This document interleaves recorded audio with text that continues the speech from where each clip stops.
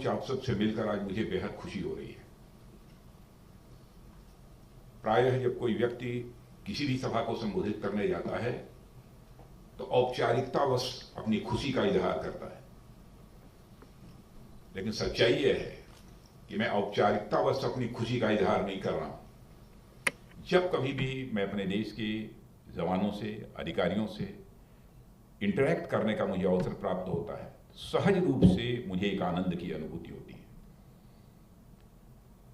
मैं ये महसूस कर रहा हूं कि अंडमान निकोबार ये कमान यहां आने में मुझे देर हुई है, मुझे पहले आना चाहिए था।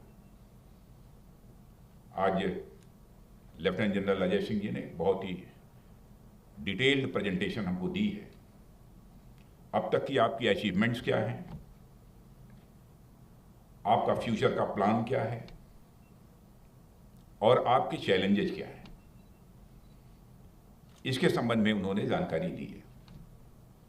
बहुत सारी समस्याओं से भी उन्होंने अवगत कराया है। मैं भरपूर अपनी तरफ से कोशिश करूंगा कि इस कमान को और अधिक इफेक्टिव बनाने के लिए जो कुछ भी किया जा सकता है वो मैं करने की अपनी तरफ से भरपूर कोशिश करूंगा। लेकिन आज जब मैं आप सबके बीच यहां पर खड़ा हूं तो मुझे महसूस करने में रंच मात्र भी संकोच नहीं है कि आप सभी लोग देश की सुरक्षा में लगे हुए लोग हैं। और मैं विश्वास के साथ कह सकता हूं कि जो कुछ भी अपने 3.5 वर्ष के कार्यकाल में मैंने देखा है, अनुभव किया है, कि आप लोगों के हाथों में हमारा देश पूरी तरह से सुरक्षित है। और मैं कह सकता हूं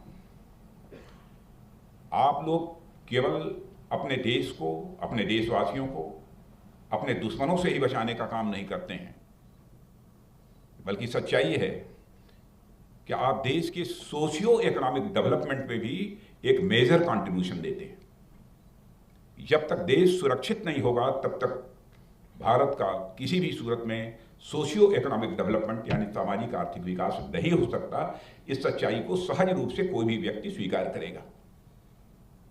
आज हमारा भारत जो तेजी से आगे बढ़ रहा है उसमें मेजर कंट्रीब्यूशन यदि मैं किसी का मानता हूं तो हमारे जो है सुरक्षा के जवानों का, सुरक्षा में लगे हमारे अधिकारियों का यह कंट्रीब्यूशन है। देश यदि हमारा सुरक्षित ना होता, आज हमारा देश जिन ऊंचाइयों को हासिल कर चुका है शायद उन ऊंचाइयों को हासिल न कर पाता। सहज रूप में कोई व्यक्ति सच्चाई को स्वीकार करेगा।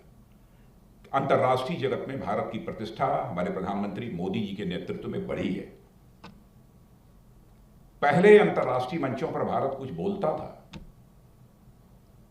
पूरी दुनिया हमारी बातों को जिस गंभीरता पूर्वक लिया जाना चाहिए, सुना जाना चाहिए, न वह लेती थी न सुनती थी। लेकिन आज आप भी सीना ठोंक कर यह कह सकते हैं आज भारत का कद दुनिया में इतना ऊंचा हुआ है कि आज अंतर्राष्ट्रीय मंचों पर भारत कुछ बोलता है तो दुनिया कान खोलकर सुनती है कि भारत बोल क्या रहा है। यह भारत की हैसियत बढ़ी है। इसमें आपका एक बहुत बड़ा कंट्रीब्यूशन है, चाहे वो हमारे देश की अर्थव्यवस्था का क्षेत्र हो, स्वास्थ्य का क्षेत्र हो या कोई भी क्षेत्र हो। हर क्षेत्र में हमने ऊंचाइयों को हासिल किया है।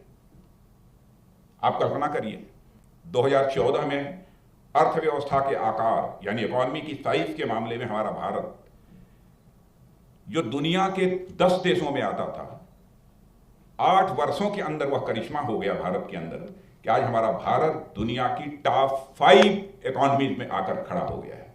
दुनिया की 5 बड़ी अर्थव्यवस्थाओं में आकर हमारा भारत,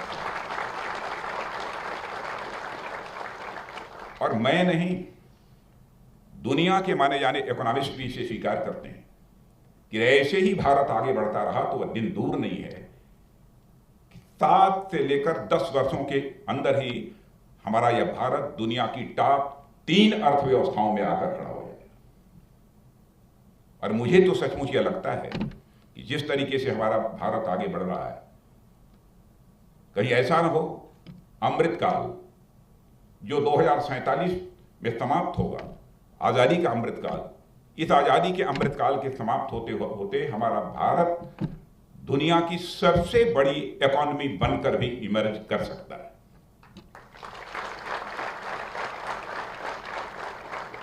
इसमें आपका बहुत बड़ा देश यदि सुरक्षित न होता, हमारे देशवासियों के बराबर अपने देश की सुरक्षा की चिंता लगी रहती, तो मैं समझता हूं कि भारत इतनी तेजी के साथ आगे नहीं बढ़ सकता था। मैं तो कभी कभी सोचता हूं कि सचमुच आप लोगों का कैसा कंट्रीब्यूशन है। जैसे हमारी सुरक्षा व्यवस्था इस तरीके की है, जैसे कोई भोजन हो, भोजन यदि स्वादिष्ट होता है, ठीक ठाक होता है, लोगों को पता नहीं चलता इसमें नमक है अथवा नहीं, नमक की याद भी नहीं आती है। लेकिन यदि नमक अधिक हो जाए अथवा कम हो जाए तो हमें नमक की याद आती है। हमारी सेनाओं की तत्परता, हमारी सेनाओं की मुस्तैदी के कारण हमारी सुरक्षा व्यवस्था खाने के समान है, और खाना जब अच्छा होता है तब तो हमारा ध्यान नमक पर नहीं जाता है, पर नमक कम हो गया तब हमारा ध्यान उस पर जाता है। आज तक मैं समझता हूं कि कभी देशवासियों को सुरक्षा के ध्यान देने की जरूरत नहीं पड़ी है। यदि हमारे देशवासियों को अपनी सुरक्षा पर ध्यान देने की जरूरत महसूस नहीं हुई है तो उसका श्रेय यदि किसी को जाता है तो आप जैसे जवानों को जाता है, आप जैसे अधिकारियों को ही जाता है, और किसी को नहीं जाता है। आपका शौर्य, आपका पराक्रम भारत का मस्तक सारी दुनिया में ऊंचा करता है। गलवान में हमारे सेना के जवानों ने इस बार जो शौर्य और पराक्रम दिखाया है, बाहर बोलने के लिए कुछ भी बोल दे कोई। मुझे तो एक एक कदम पर क्या क्या हुआ है उसकी पूरी जानकारी है, बराबर रिपोर्ट मेरे पास आती रहती थी। मैंने प्रत्यक्ष जाकर वहां के जवानों से बात किया है जिन्होंने कि उस संघर्ष में भाग लिया है, इंडो चाइना स्टैंड ऑफ में। मैं कह सकता हूं मेरे बहादुर जवानों के सचमुच हम लोगों का सीना चौड़ा हो जाता है। आपका शौर्य पराक्रम इस बार हमको यात्सेंग में भी देखने को मिला है, ईस्टर्न कमांड में। कहने को चाहे कोई जो भी कह दे, लेकिन जब जब वहां पर हमारे सामने चुनौती आई है, हमारे बहादुरों ने अब जिस जज्बे के साथ उसका मुकाबला किया है और कामयाबी हासिल की है, उसकी जितनी भी प्रशंसा की जाए वो कम है। सेना का अनुशासन यह अद्भुत होता है, और मैं तो कहता हूं कि सचमुच आपका अनुशासन ही आपका संस्कार है, आपका अनुशासन ही आपकी संस्कृति है, और देश प्रेम ही आपका धर्म है, और साथ ही साथ देश प्रेम ही आपका कर्म है। इसी सिद्धांत पर चलते हुए आप अपना सर्वस्व न्यौछावर कर इस देश की सेवा कर रहे हैं। और जिस स्थान पर हम सब एकत्रित हुए हैं इस अंडमान निकोबार में, मैं मानता हूं कि यह केवल एक यूटी नहीं है, यह एक डिस्ट्रिक्ट नहीं है। मैं समझता हूं अपने आप में एक कहानी है, एक आख्यान है, अपने आप में यह नैरेटिव है। रामायण काल में इस स्थान को हनुमान नाम से जाना जाता था, महाबली हनुमान, इनके नाम पर इसका नाम था। और तब से लेकर आधुनिक काल तक अनेक उतार चढ़ावों को पार करते हुए यह भूभाग भारत के भूगोल और संस्कृति का आज तक एक अहम हिस्सा बना हुआ है। और इस आइलैंड की धरती हमारे अनगिनत स्वतंत्रता संग्रामियों के खून से रंगी हुई है।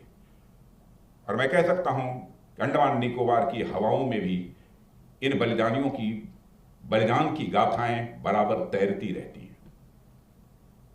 यहां के लोगों ने भी, स्थानीय लोगों ने भी जिस प्रकार का बलिदान दिया है वह उससे आप सभी अच्छी तरह परिचित होंगे।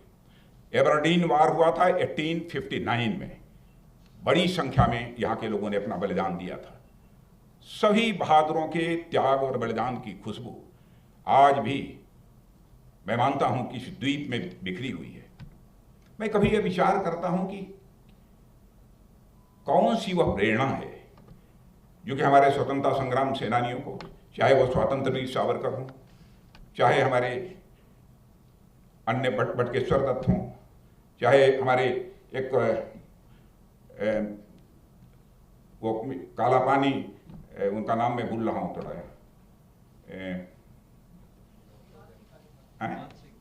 दीवान सिंह जी, हाँ, दीवान सिंह जी काला पानी, इन लोगों ने जिस तरीके से अपना बलिदान यहाँ दिया है, मैं कभी विचार करता हूँ कि इसके पीछे कौन सी ऐसी प्रेरणा है जो उन्हें अपना बलिदान देने के लिए, अपना सर्वस्व न्यौछावर कर देने के लिए प्रेरित करती है। तो सचमुच मैं इस नतीजे पर पहुंचता हूँ, राष्ट्रीय स्वाभिमान की भावना हर मनुष्य के हृदय की ये बहुत ही बलवती भावना होती है। हर मनुष्य के अंदर यह स्वाभिमान की भावनाएं 3 प्रकार की होती हैं। व्यक्तिगत स्वाभिमान की भावना होती है, अपने परिवार और स्वाभिमान की यह भावना होती है, और साथ ही साथ तीसरी भावना होती है कि राष्ट्रीय स्वाभिमान की भावना होती है। व्यक्तिगत स्वाभिमान पर यदि चोट आती है तो व्यक्ति एक दूसरे से लड़ने के लिए, उसको परास्त करने के लिए आतुर हो जाता है। परिवार अथवा समाज के स्वाभिमान पर यदि चोट पहुंचती है तब भी उसका मुकाबला करने के लिए तैयार हो जाता है। वैसे ही राष्ट्रीय स्वाभिमान पर यदि आंच आती है तो हमारा पूरा देश अपने सारे भेदभावों को भुलाकर एकजुट होकर उसका मुकाबला करने के लिए खड़ा हो जाता है। यही राष्ट्रीय स्वाभिमान की भावना हमारे सेना के जवानों को और अधिकारियों को इस देश की सुरक्षा करने के लिए, अपना शौर्य और पराक्रम प्रदर्शित करने के लिए प्रेरित करने का काम करती है। और यह राष्ट्रीय स्वाभिमान की भावना जब हम आज़ादी की लड़ाई लड़ रहे थे, उस समय भी हमारे स्वतंत्रता संग्राम सेनानियों में यह देखने को मिली थी। शेल्लर जेल में बड़ी संख्या में लोगों ने अपना बलिदान दिया है, आप सभी अच्छी तरह जानते हैं। उसमें चाहे बंगाल के रहे हों, चाहे असम के रहे हों, चाहे महाराष्ट्र के रहे हों, अथवा देश के किसी भी राज्य के रहे हों, यह नहीं देखा कि कौन किस राज्य का है, यह नहीं देखा कि कौन किस जाति का है, यह नहीं देखा कि कौन किस धर्म का है। भारत माता के पैरों में पड़ी हुई दास्ता की बेड़ियां कटनी चाहिए, यही उनका एक लक्ष्य था। इसलिए हंसते हंसते फांसी के फंदे को चूम लिया, तब जाकर यह भारत आजाद हुआ है।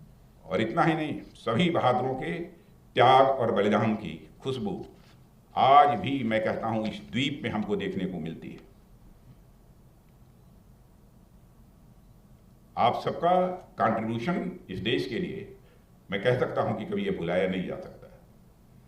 अंडमान निकोबार कमांड का जहां तक प्रश्न है, मैं ये मानता हूं कि हमारी सुरक्षा, हमारी राष्ट्रीय सुरक्षा को मजबूत करने और हमारे समुद्री क्षेत्र को सुरक्षित रखने में एक अपनी महत्वपूर्ण भूमिका का निर्वाह कर रहा है।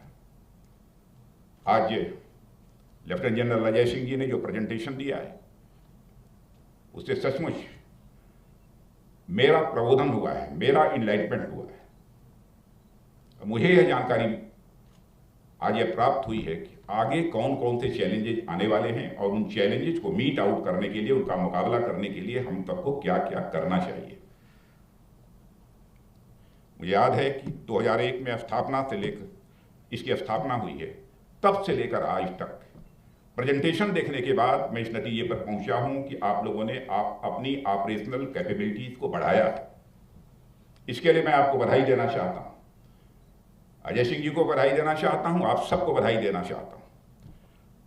और कमांड ने सुरक्षा के साथ साथ, समुद्री सुरक्षा के साथ साथ, अन्य सुरक्षाओं के साथ साथ मानवीय सहायता में भी, एसएडीआर में भी, प्राकृतिक यदि संकट को कोई पैदा हुआ उसमें भी इस प्रकार की आप लोगों ने भूमिका निभाई है, उसकी मैं भूरी भूरी प्रशंसा करता हूं। और साथ ही आइलैंड्स की सुरक्षा में, एक्सक्लूसिव इकोनॉमिक जोन की सुरक्षा में आप सदैव तत्पर रहते हैं। इसके लिए भी मैं आप सबको अपनी तरफ से हार्दिक बधाई देता हूं और आप सबकी मैं प्रशंसा करता हूं। सुरक्षा की दृष्टि से देखा जाए तो भारत, मित्रों, मैं कह सकता हूं आत्मनिर्भरता की ओर तेजी के साथ बढ़ रहा है। पहले बहुत सारे आर्म्स, एमिनिशंस, यह सब जो विदेशों में तैयार होते थे, हम उन्हीं पर आश्रित रहते थे। लेकिन हमारे प्रधानमंत्री जी का यह संकल्प था, कब तक हम दुनिया के दूसरे देशों पर आश्रित रहेंगे, कब तक याचक निगाहों से हम उनकी तरफ देखते रहेंगे। तो आत्मनिर्भरता के लक्ष्य को हासिल करने के लिए प्रभावी तरीके से हमारी सरकार ने कदम उठाए हैं और मैं कह सकता हूं कि काफी हद तक उसमें हमको कामयाबी भी हासिल हुई है। हमारे प्रधानमंत्री ने कहा है, जो कुछ भी करना है, make in India, make for the world, Bharat में बनाओ, भारतवासियों के हाथों से बनाओ और सारी दुनिया के लिए बनाओ। अब आप ये कहेंगे कि विगत 7-8 वर्षों में इस क्षेत्र में आपने क्या कामयाबी हासिल की है। मुझे याद है कि 2014 के पहले जहां हमारा केवल 800-900 करोड़ का एक्सपोर्ट होता था, वह आज के कुछ महीनों पहले 13,000 करोड़ तक पहुंचा है। आज हम 18,000-19,000 करोड़ को क्रॉस करने जा रहे हैं अपने एक्सपोर्ट को। यह हमारी क्षमता बढ़ी है। और लेफ्टिनेंट जनरल अजय सिंह की भी मैं यहां पर प्रशंसा करना चाहता हूं। इनर्जेटिक और इनोवेटिव ऑफिसर के रूप में मैं उन्हें देखता हूं, और जिस तरीके से इस कमान को मजबूत करने में उन्होंने अपनी भूमिका निभाई है, उसकी मैं यहां पर घूर घूर प्रशंसा भी करता हूं।